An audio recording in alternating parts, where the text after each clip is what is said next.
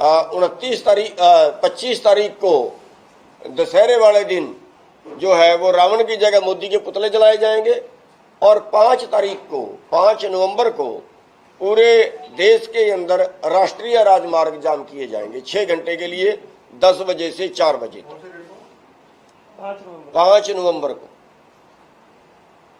तो जो अगर फिर भी सरकार ना मानी तो इस आंदोलन को और तेज किया जाएगा और इसको पूरे भारत में पूरे देश के अंदर इस आंदोलन को फैलाया जाएगा।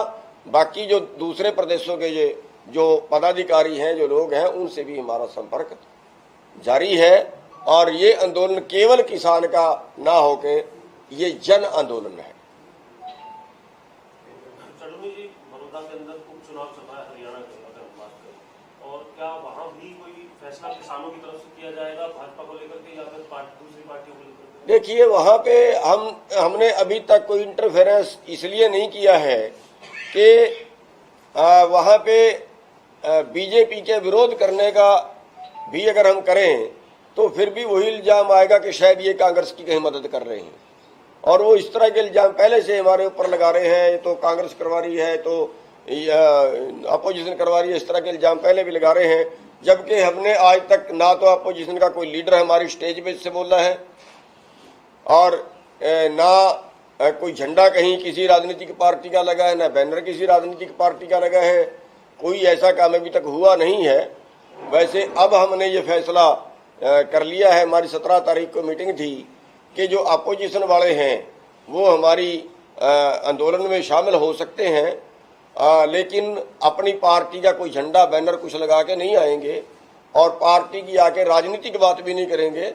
केवल किसान आंदोलन की और किसान समस्या की जो प्रॉब्लम है उसकी बात वो कर सकते हैं। ऐसा फैसला आगे के लिए हमने ले लिया, लेकिन बड़ौदा चुनाव में हम किसी तरह का इंटरफेरेंस अभी तक हमारी करने की इरादा नहीं।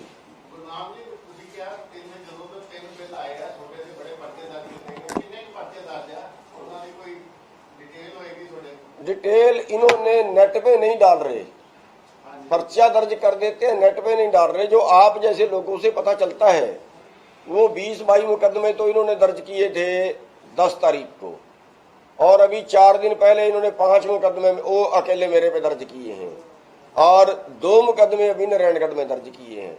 एक 302 का किया है और दूसरा रास्ता रोकने का किया, वो 14 तारीख को किए हैं।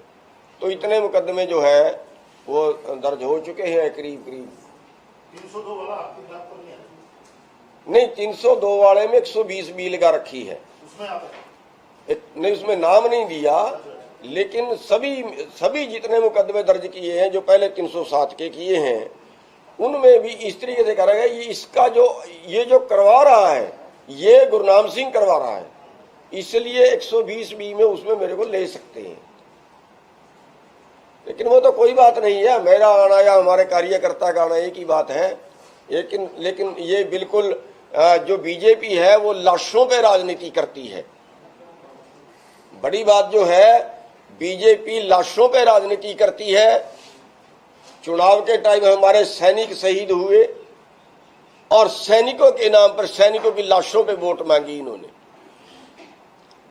अब किसान की जान गई, वो संस्कार करना चाह रहे थे, लेकिन नायब सैनी ने जानबूझ के उसका संस्कार रखवाया और हमारे पर मुकदमा दर्ज करवाया। पीछे जब केजरीवाल की रैली में एक किसान ने आत्महत्या की थी दिल्ली में, तब बीजेपी ने केजरीवाल को दोषी ठहराया था, लेकिन आज जो है वो बीजेपी क्यों दोषी नहीं है? उसकी मुकदमा बीजेपी के ऊपर दर्ज होना चाहिए और जो परमिशन है उसमें साफ तौर पे लिखा है कि आयोजक जिम्मेवार होंगे अगर कोई वहां नुकसान होता है तो उनके ऊपर मुकदमा दर्ज होना चाहिए। ये हमारी मांग है सरकार। देश विदेश की तमाम खबरों से जुड़े रहने के लिए सब्सक्राइब करें सच कहूं और बेल आइकन प्रेस करके पाएं हर लेटेस्ट अपडेट सबसे पहले।